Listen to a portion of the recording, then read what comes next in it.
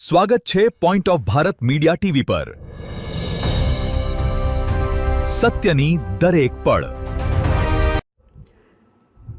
બનાસકાંઠા જિલ્લામાં કાંકરેજ તાલુકાના અરણીવાડા ગામે 28 વર્ષીય યુવક 3 દિવસથી ગુમ અને પછી પૈસાની લેતી દેતીમાં મર્ડર કરી લાશ દાટી દેવાઈ હોવાનું બહાર આવ્યું।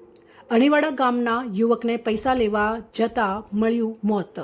નરાધમ દશરથજી જાદવે મોતને ઘાટ ઉતારી જમીનમાં દાટી દીધો। બનાસકાંઠા જિલ્લામાં શિહોરી પોલીસની સરાહનીય કામગીરી ગણતરીના કલાકોમાં જ ગુનાનો ભેદ ઉકેલી આરોપી દશરથજી જેનાજી દરબારને દબોચી લીધો હતો। કાંકરેજ તાલુકાના અરણીવાડા ગામનો યુવક 3 દિવસ પહેલા ગુમ થયો હોવાની શિહોરી પોલીસ સ્ટેશનમાં જાણ કરવામાં આવી હતી, જેમાં રાનેર ગામનો રહેવાસી અને ટ્રેક્ટર ભાડે ચલાવતો યુવાન દશરથજી જેનાજી દરબારને મરણ જનાર ચંદુ ઉર્ફે રાહુલ સોલંકીને 30,000 રૂપિયા આપવાના હતા અને પૈસા લેવા માટે રાનેર ખાતે આવેલ, ત્યારબાદ તેનો પતો ન મળતા પોલીસે જુદી જુદી ટીમો બનાવી તપાસ હાથ ધરી હતી।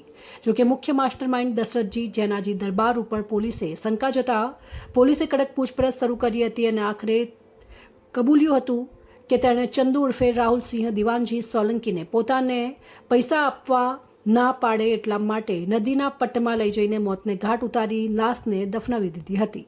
ત્યારે આ ઘટના અંગે શિહોરી પોલીસ સ્ટેશનના પીઆઈ સરલ સહિત ડીસા ડીવાયએસપી સ્ટાફ અને એફએસએલની ટીમ સાથે કાંકરેજ મામલતદાર અને ફોરેસ્ટ વિભાગ દ્વારા તાત્કાલિક અસરથી આરોપી દશરથજી જેનાજીને સાથે રાખી નદીના પટ્ટમાં દાટેલી લાશને બહાર કાઢી પીએમ માટે ખસેડી હતી અને નદીમાં લોકોના ટોળે એકઠા થયા હોવાના દ્રશ્યો સામે આવ્યા હતા। જોકે હજી સુધી જેસીબી મશીન દ્વારા લાશને બહાર કાઢવા માટેની કામગીરી શરૂ કરવામાં આવી હતી, જેમાં જમીનમાં ઊંડે દાટેલી લાશને ભારે જહેમત બાદ બહાર કાઢી પીએમ માટે મોકલી આપવા તજવીજ હાથ ધરાઈ હતી।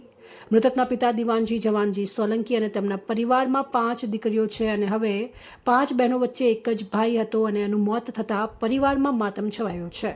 ત્યારે હવે આવું કૃત્ય કરનાર નરાધમ આરોપી અને કોઈ અન્ય સાગીરતો સામેલ હોય તો પોલીસ દ્વારા કડક કાર્યવાહી કરી સજા આપવામાં આવે તેવી મૃતકના પરિવાર અને સગાવાલા માંગ કરી રહ્યા છે। ત્યારે હવે આ મામલે શિહોરી પોલીસે માત્ર ગણતરીના કલાકોમાં જ ગુનાનો ભેદ ઉકેલીને આરોપી દશરથજી જેનાજી દરબારને ઝડપી પાડી વધુ તપાસ હાથ ધરી છે।